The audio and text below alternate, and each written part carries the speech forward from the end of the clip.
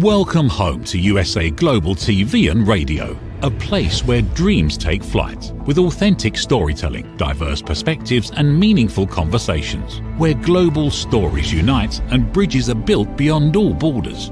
Discover world-class education, entertainment, hope and inspiration. Together, we're building bridges worldwide. Subscribe to our channel, USA Global TV. Download our app, USA Global TV. Be our guest or join our team. Visit usaglobaltv.com. Thanks to our founder and executive producer, Dr. Jacqueline Kerbeck. Music score by Yeffy Tang from Cloud Road Music. Voiceover artist Mike Porter. Creative direction by Paul Garcia. USA Global TV and Radio, your home for global connection. All rights reserved. This video and its contents are the exclusive property of USA Global TV and Radio. Unauthorized use, duplication or redistribution in any form is strictly prohibited.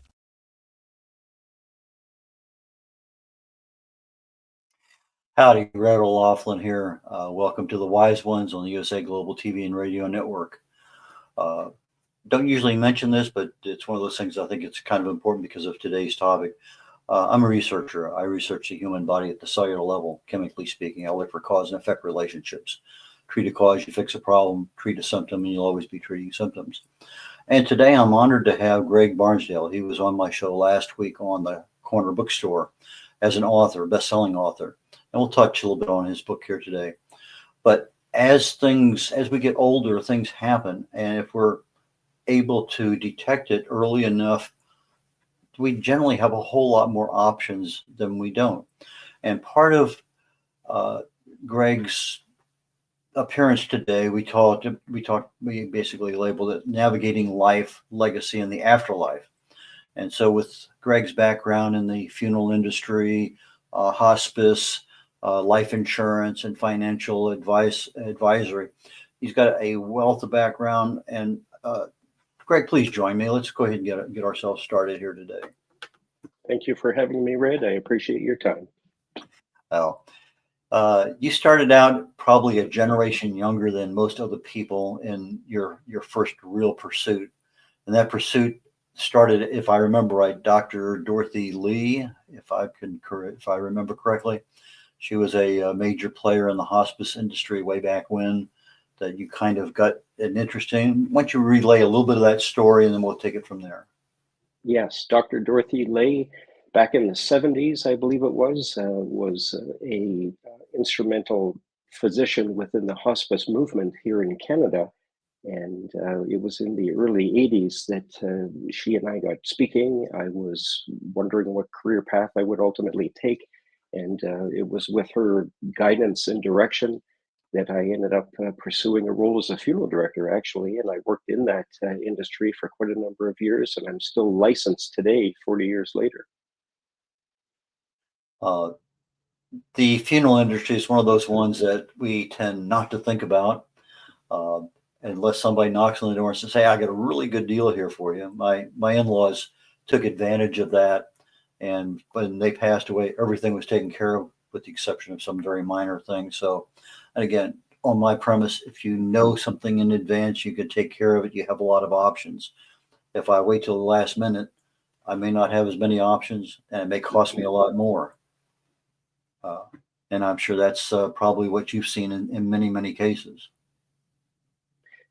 It is absolutely, Red. The sooner that we can plan and keep an eye on it, especially on our health, I believe that's what you're referring to, but also be planning in advance for things that we may not estimate coming up in our life. But ultimately, all of us will die.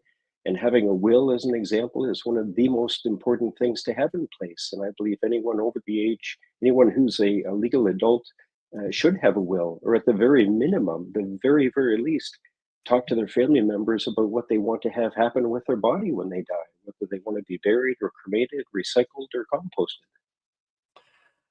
It's interesting because I've been to a number of funerals, well over a couple, 300 maybe, over the last several decades. And I'm noticing more tendency to go toward the cremation. I'm sure part of that is cost.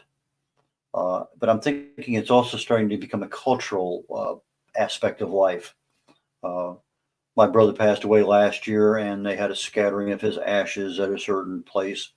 Uh, they're talking about the same thing I told you last time we talked, that I had lost a niece, and they're given anyway. So cost is a factor, but I think it's also a beginning to be a cultural issue. It's more acceptable, not necessarily to leave Uncle Charlie's ashes up on the fireplace mantle, but to have them properly taken care of. And so, have you seen a shift in mindset more toward cremation than burial? I have. Ever since I became a funeral director at the age of 20, back in the 80s, Red, um, cremation was just evolving at that point, or continuing to evolve. And now it's the vast majority of deaths actually result in cremation across Canada and the US, is my understanding. But now there's actually a new option that is replacing fire cremation, and it is called water cremation. Tell me about that. I've not heard that one. Well, it's a similar process, but a chemical solution is used instead of the fire process, which breaks down the body, and what is returned to the family afterwards is basically a similar type of gray colored ash, which is really just the broken down skeleton of the deceased. And it's a little more expensive, is my understanding, than fire cremation, but it's a much more environment friendly option, which is starting to really gain popularity in various parts of the world. Well, that's interesting. So the end product is the same. It's just the process to how you get to those ashes is a little different. Yes, yes. You mentioned composting. I've kind of heard that term, but probably not in the context that you're referring to here as for disposal of a body. Yes, that aspect, or that disposition option, is very, very new. I don't recall the name of the company offhand that offers that. I believe I'm quite positive the one that I'm thinking of is based out of the US, but it is a very new option that is now available. And I think it's something that it will really grow in popularity over time. Interesting. I remember the very first time I was involved, fully involved. I was a pallbearer for a guy coming back from Vietnam. I was stationed in wherever, New York City, for a very short period. And the comment that was made to me was that if you're going to be cremated, ask the funeral home to use a cardboard casket to reduce the cost. Of course, this is 50 some years ago. I have no idea the validity of that statement, the use at that time, whatever the state laws were at that time. But it made sense. Why would you burn a perfectly good pine box, for lack of a better word? And I'm not even sure if there is a box involved. I don't know. But it was one of those things that, oh, by the way, you can do this. Um, are there some helpful hints that, for it's just talking about end of life, what would you consider, for you, your family, your best friends, people that you have some influence over? What would you recommend? Well, I would first of all recommend Red, and I know this comes across as a biased statement, but the reason that I wrote my book is really just to stress to people about the importance of speaking with their family about what they want to have happen, and then plan around their objectives. And that's really the most crucial first step in this whole process, is having the courage to discuss these things. We're all going to die at some point, and this is certainly something that has been on my mind even just over the last few hours in speaking with this oncologist this morning. But if our family members know what we want to have happen, it's just so much easier on them, whether we want to be cremated or composted or buried naturally, which, by the way, does not require a container, from what I understand, Red.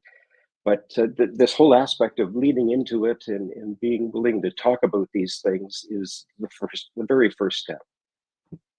Okay, and you had mentioned that last week because we talked a little bit about your book and the important factors about it. So, my wife and I have been talking lately. In fact, we actually had a conversation yesterday in the car. I'm not even sure how it came up, but about cremation. And it's one of those things, I tell you, 10 years ago, I said, yeah, I don't know, because everything I've been used to has been in a coffin.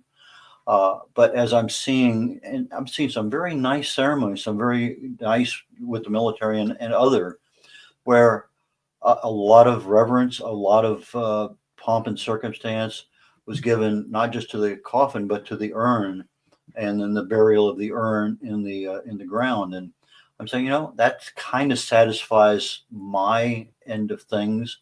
And obviously, the cost is an issue, but I have insurance to cover those things. I'm not as concerned about leaving a family, in an issue, but it's one of those, as I mentioned earlier, it's a mindset that I'm starting to see myself shift in. And so the point that you made, we really need to have that conversation with the people who matter, the decision makers, after we're no longer, we are the decision that has to be made. Yes, absolutely. And in our fast-paced, advanced society, Red, I find it appalling that only about half the population of Canada and roughly the same in the US has a valid will in place. And a will is the only document where we can officially specify who is to wrap up our life when we're gone. It's vitally important. And if we don't have a will, or we have something that we think may work but actually doesn't in the eyes of the court, which basically decides at that point, it's just so vitally important that we do it right. There isn't really a do-over in this case. Why do you think people avoid writing a will?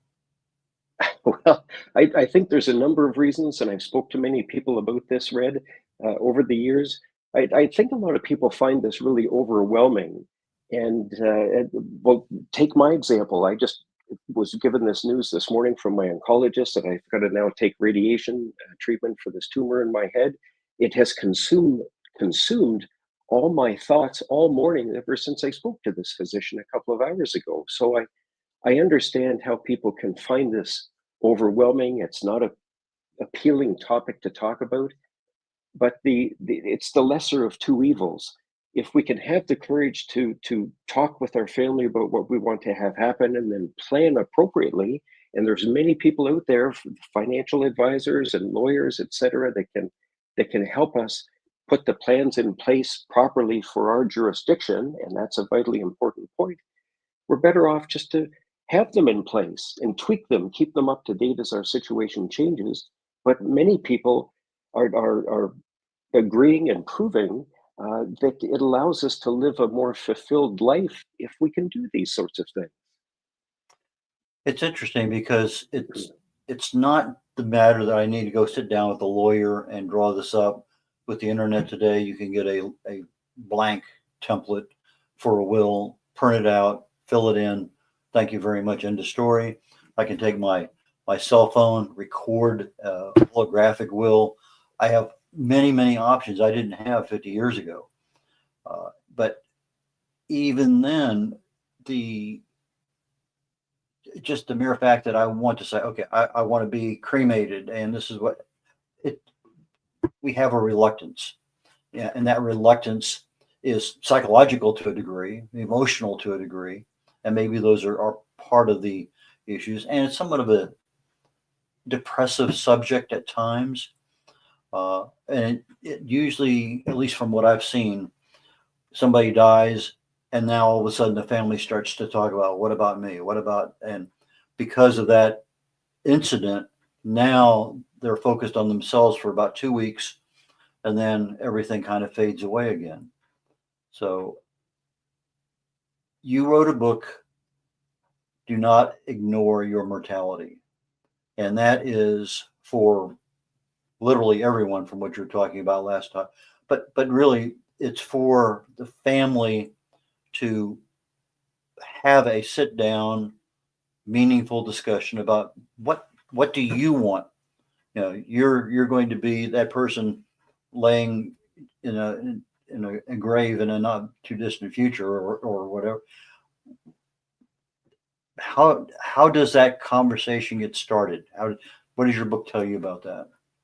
Well, I did include a few conversation starters within the book, Red, but I have since developed more of them, and they're available to anyone from my website, donotignoreyourmortality.com.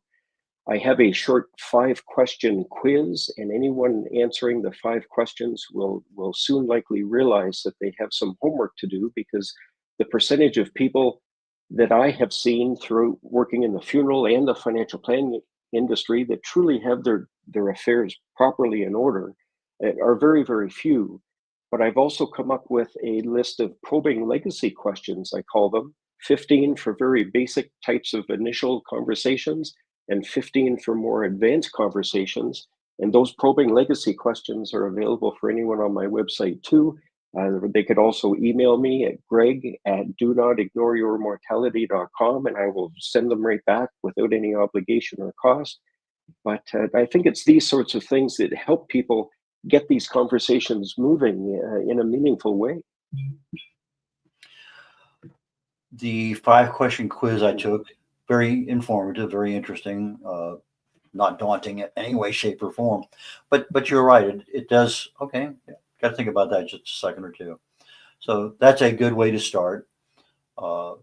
The book is available literally everywhere. Is that right? Barnes and Noble and your website and Amazon, and all of a sudden I was on a blank on Amazon. But so it's not a difficult one to get. Is there a particular place in Canada that is like an Amazon that's an easy place to get your book? Indigo bookstores carry it as well, but as you said, Red, it's available pretty well everywhere. iTunes and Apple and so on, and it's also now available in audiobook too. Okay, so you started out in the funeral industry, then you ended up in life insurance and financial planning.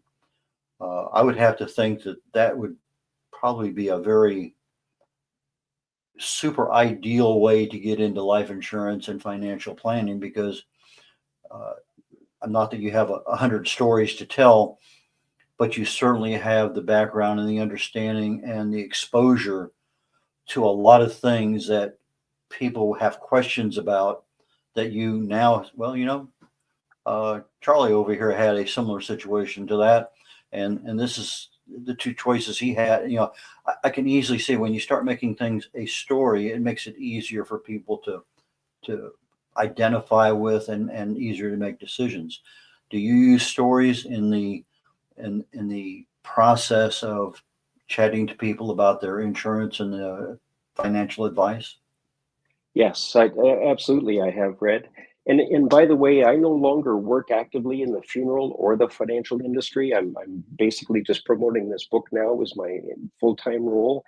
And when I worked as a financial advisor after leaving the funeral industry, yes, I told all of my clients about my background if they didn't previously know, because I wanted them to realize the importance of having all of their affairs in order and not just assessing the risks that could throw off a good retirement, such as a heart attack or a stroke or anything else. But certainly a premature death is something that would ruin a good retirement, as you can imagine.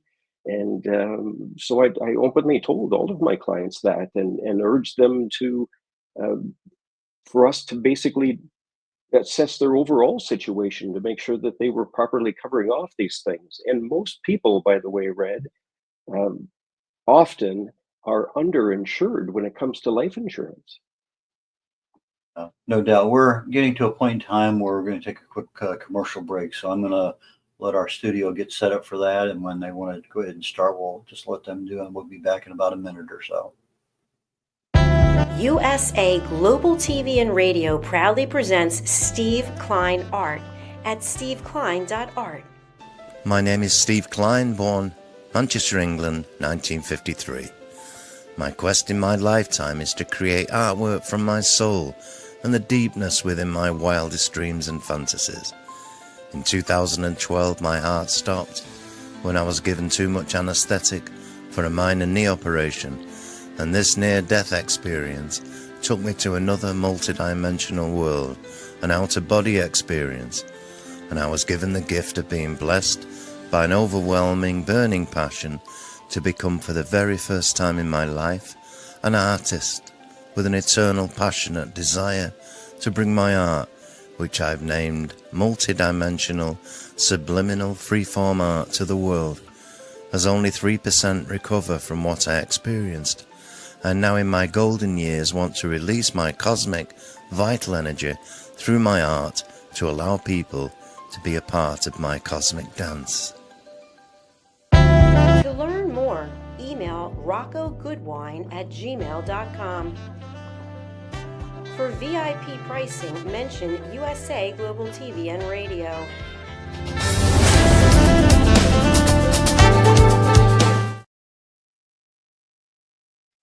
Red O'Laughlin here. We're on the Wise Ones on the USA Global TV and Radio Network. And my guest today is Greg Barnsdale, best-selling author. Greg, please join me again. Yes, thank you, Red. Just as we were leaving, you made a comment that most people are underinsured. You are a licensed life insurance agent. Is that something you're still doing, or is that another one of those that you've given up? Well, I still hold my license, Red, but I'm no longer actively working in either the financial or funeral industry. But yes, and even in regards to the manuscript for my book that was just published 2 years ago, and other current articles that I'm reading, the whole aspect of people across Canada, the US, and I'm sure many other parts of the world too, being underinsured when it comes to life insurance is still very much true today, as it has been for practically many, many years. Well, I know that things change over time. Back when I was a kid, my dad's home was, under $20,000 for all practical purposes. Now 200,000 for the same one. Home I bought in California when I got back from Vietnam was 27,000. It's probably over $1 million. Seriously, it's over $1 million because of the nature of inflation, the dollar, and other things. So we have some reserve in a property, but sometimes you don't have easy access to that cash that you do when a life insurance. Okay, when my dad died, boom, I got that taken care of. So the expediency of, it took us months, literally almost a year, to sell a home. Well, the money's there, but I don't have access to it, or easy access to it. So there's a lot to be said for that. So now you're in your, let's back up a couple years, because that seems to be a pivotal point in your life. You had been working on this book for a little while, and then all of a sudden something happened and you went in to see a doctor about some issue with your head. Tell us a little bit about that. Yes, well, actually, this book took quite a number of years to put together, Red, but just 2 months after it was published, I was diagnosed with a large tumor in my skull, and it's called an acoustic neuroma. It's non-cancerous. Initially, I did not know that because my general physician wouldn't tell me if it was cancerous or not. He wasn't sure, and he had referred me to an ear, nose, and throat specialist. And this all started actually after a deep nasal swab in my left nostril at the beginning of COVID. And the next day, I developed a ringing in my left ear, and I mentioned it to my general physician and later a specialist. And basically, I thought it was related, but they both felt it wasn't. But the MRI that I had later on actually revealed that this issue in my head was actually a large tumor. And fortunately, as I said earlier, it was non-cancerous, and I've had most of it removed. It's the remaining small portion that is now continuing to grow that needs to be treated with radiation. I can certainly understand. I feel your pain when they're sticking that thing up my nose. I know it's going way too far. Yeah. It almost brings tears to my eyes. I don't know why. It seemed like saliva or some other way. There seems like there should be an easier way, but regardless. But seriously, I felt your pain when you said they shoved it up too far and something came out. So you ended up with, obviously that was a lot of, you had the book, you're trying to market it, you're trying to, get that out to the world. and a conversation we had just before the show started. And we were talking about the delicate nature of life. And that was one of the things that we wanted to make sure we covered today, is the fact that up until that point in time, you didn't know you had a tumor in your brain that was big enough to be an issue. That is, quote, a delicate nature of life. Something's growing in you, but not enough to cause a problem that you would even get a symptom from. And then there's other people who have symptoms from stuff, autoimmune diseases, that they live with, forever, because it's just our immune system is attacking ourselves, which it shouldn't be doing. So, but let's talk a little bit about this delicate nature of life. I think that's something that's that you really wanted to hone in on. Yes. And the reason that I stress these things, and this whole point of me being transparent about what I went through, I just felt compelled, Red, to be honest with people. After I was diagnosed with this brain tumor, and it all started with a ringing in my left ear, by the way. So if anyone out there hears of or knows of anyone with a ringing, or tinnitus, as I guess is the medical term, with a ringing in one ear as opposed to two, they should get an MRI done, because it could reveal a brain tumor. And I've since been told another family member has a brain tumor as well, and she's having MRIs to monitor it, to make sure it's not growing in her case either, which I guess it is not. But MRIs are picking up more and more brain tumors all the time with people. But I've worked on the front lines as a funeral director, as what is called a last responder, for years, and I've worked closely with the police and forensics. And at one point, I was a manager with one of the supervisor, actually, with one of the largest mortuaries in all of Canada. Where in one way or another, we were dealing with more than 100 deaths each and every day. And death is all around us, but a lot of people are really tuned out to it. And I just want to remind people that this could happen to them or anyone that they know of at any point, and we just need to be prepared, rather than ignoring these important conversations when minds are clear and time is plentiful. Okay, we talked about a couple items already: a will and life insurance, both of which we're seeing half the continent without proper wills, and probably underinsured or not insured at all in many cases, particularly for afterlife expenses. Are there other aspects of life that we should consider now and not leave that burden to others? Yes. One of the things that comes to mind, Red, is the fact that when I was a young financial advisor, my mentor told me that I should really be walking my talk, and also, updating my own life insurance for the three. My previous wife and I had 3 young children at home, and I should also be looking to protect myself in the event that I had a stroke or an accident or anything else. So I did that. I updated my life insurance. I bought critical illness insurance and disability insurance.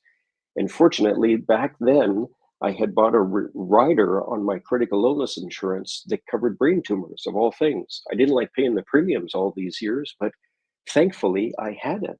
And on the day of my craniotomy 2 years ago, the insurance company paid a nice tax-free benefit to me on the day of my craniotomy. And how ironic is that? Yeah, irony is an amazing thing. So I can remember almost 30 years ago, the push at that. It's always been a push, but I can remember. I'm trying to think of what they actually call it. It's a insurance that when you end up being put into a facility and it covers your daily. There's a word for it, and I can't. Long-term care. Yes. Okay. And they had options, and okay, fine. I had somebody come by and they talked, and we signed on the dotted line, and it's one of those things. Okay, fine. Real good coverage. Liked it. I had a rider on it, 3% a year, because the price of money goes up and this. And then all of a sudden I get a little bit older and the price goes up 30%. And whoa, I don't remember them talking about that. and then it goes up again, and it goes up again. I guess just getting older, I get the opportunity to pay more money, part of life. But then they ended up in some issue, and the ironic part, kind of like yours, the irony is that there was a lawsuit. I still have the majority of my long-term care policy still available to me, but it's capped. But I ended up with a check for a certain amount of money as part of the settlement, and I had to rearrange the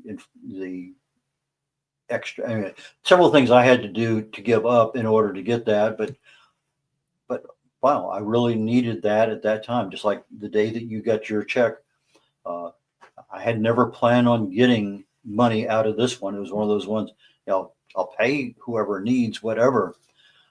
And then we have friends, dementia and other things that are creeping into their lives. And, oh, this is costing them, $3,000, $4,000 a month to live there. And I'm thinking to myself, I don't even know if my insurance would cover that kind of out of pocket expense, because it really and truly is. But it does cover somebody coming into my home and taking care of me, which I think is Yes. maybe a better quality of life.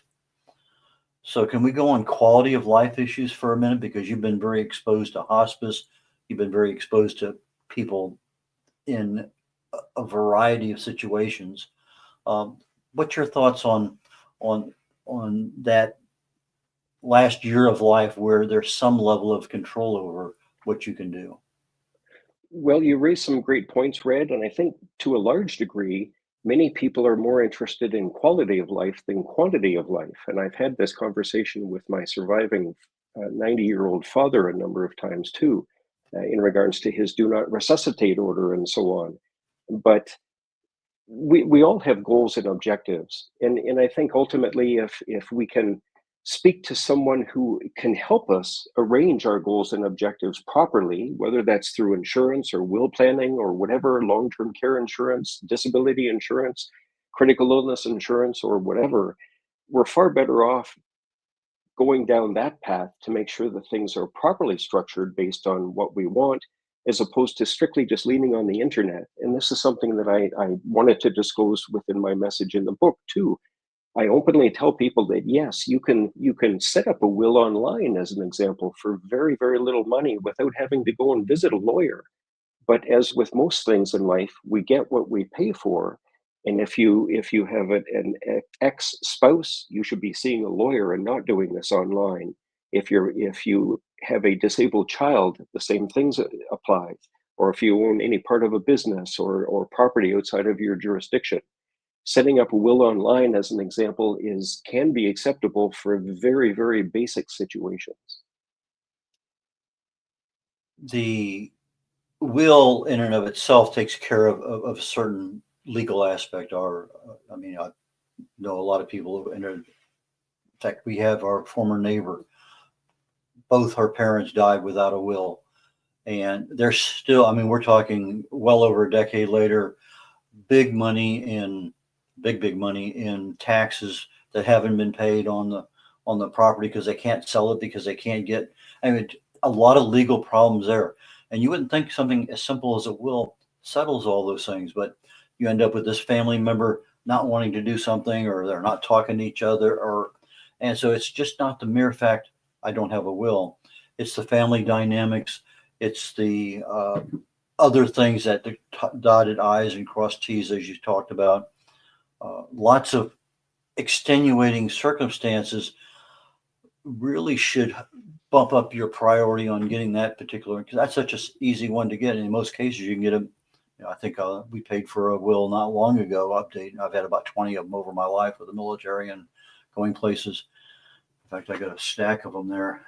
Yeah, I'm talking about a big stack of wills that I need to shred. That under $100, and it saves so much trouble that why would you not want to do that? Other than the fact that, yeah, I'm staring death in the face. I don't really want to talk about it.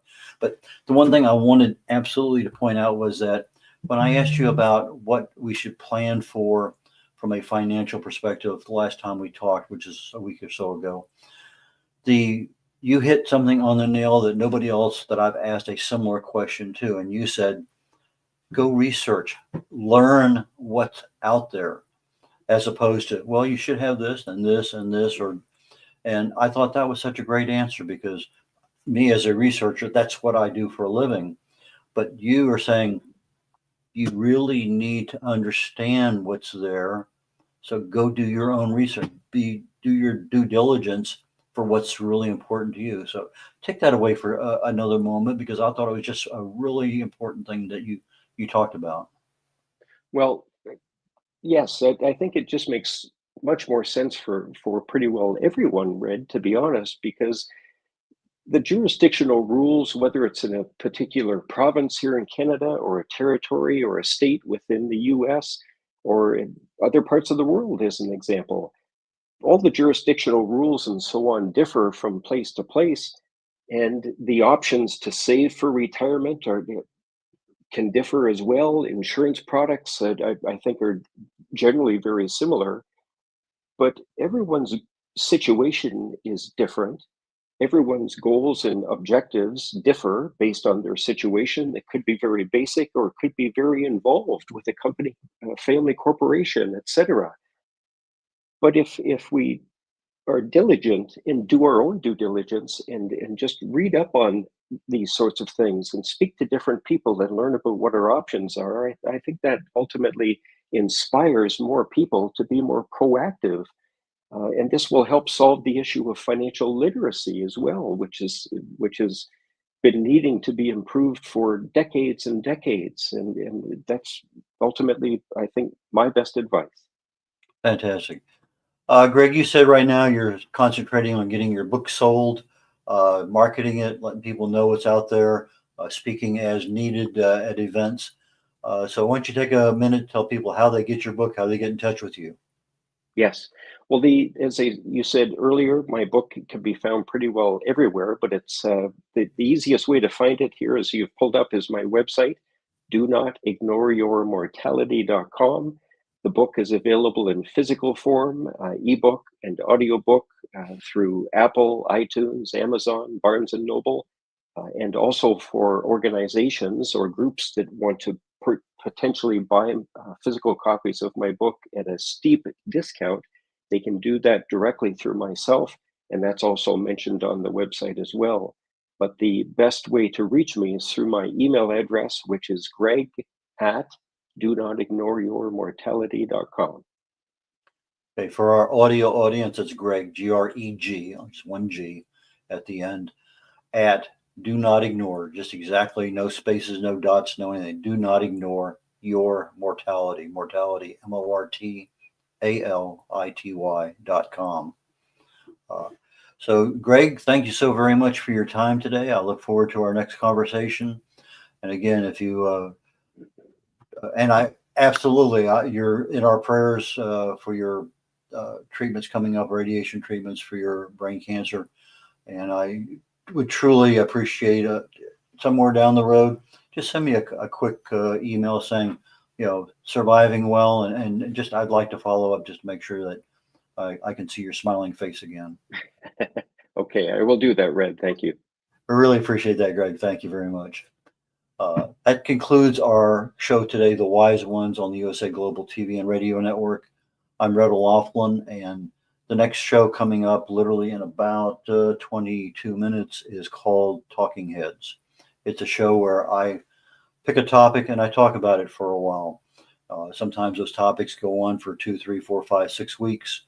We go into a lot of depth and detail. I'm a researcher. I research the human body to find out what causes things to happen. I try to specialize in longevity and age-related diseases so that, okay, if you do this, you can slow down that. If you do this, you're going to speed that up.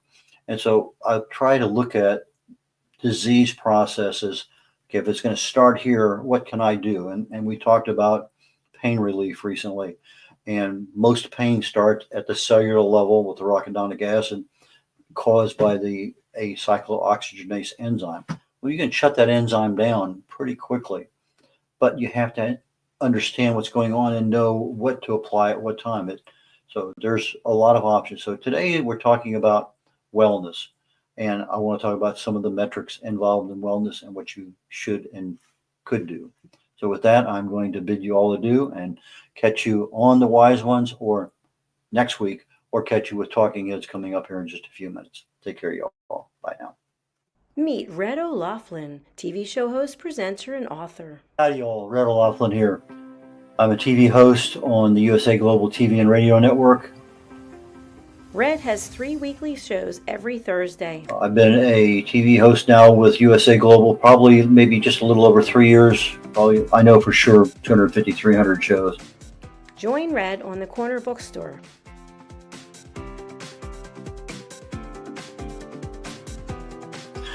The Corner Bookstore is one where we talk to authors, publicists, publishers, editors, cover designers, anybody associated with the writing and authoring book production business.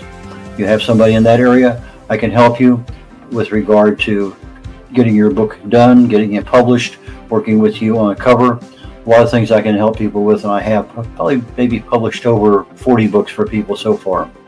Join Red on the Wise Ones.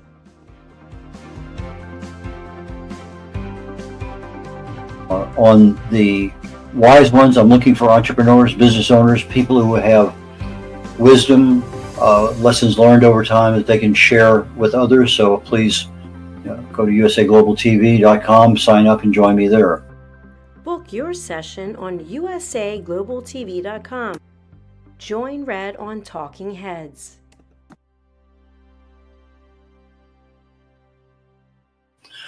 On Talking Heads, I take my experience. I fell in love with chemistry many years ago, got a degree in it, got an invitation to Vietnam, never practiced chemistry per se.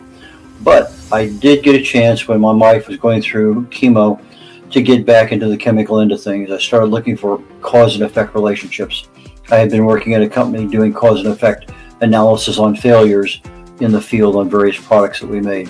So I said, why not look at the cellular structure in the body? The chemicals are chemicals. They do certain things. So I take my knowledge of chemistry and research. I write about it. I speak about it. I have over 1,000 original content articles on LinkedIn, most of them dealing with some aspect of health or wellness. I speak on that topic quite often, and the Talking Head show is one that I concentrate my knowledge of health and wellness on in order to help people. Red is a distinguished Toastmaster. As a distinguished Toastmaster, I help people get their speeches developed. The presentation is something that I critique all the time with Toastmasters. It's one of those skills that I have. I can easily help you on that one. So from a position of writing, publishing, book coach, speaking, and being a keynote speaker at an event or virtually, depending on how things work out. But those are the things that I can help people with, and I have 3 shows every week here on the USA Global TV and Network, and please join me when you can. Appreciate it. Bye now. Here are some of the books that Red has written and published. Contact Red at red.olaughlin.com. Thank you, viewers and listeners of USA Global TV and Radio, for joining us today. We're honoured to have your time and attention as part of our global community. At USA Global TV and Radio, we believe in the power of authentic conversations, meaningful connections, and creating a world of possibilities together. Want to be part of something bigger? Join our team of elevated listeners at usaglobaltv.com, a space where your voice matters and your ability to listen transforms relationships. Stay connected with us across all our platforms for thought-provoking discussions, expert insights, and empowering stories. Subscribe to our channels at youtube.com/c/USAGlobalTV. Follow us on social media and explore the endless opportunities we're creating for growth, learning, and inspiration.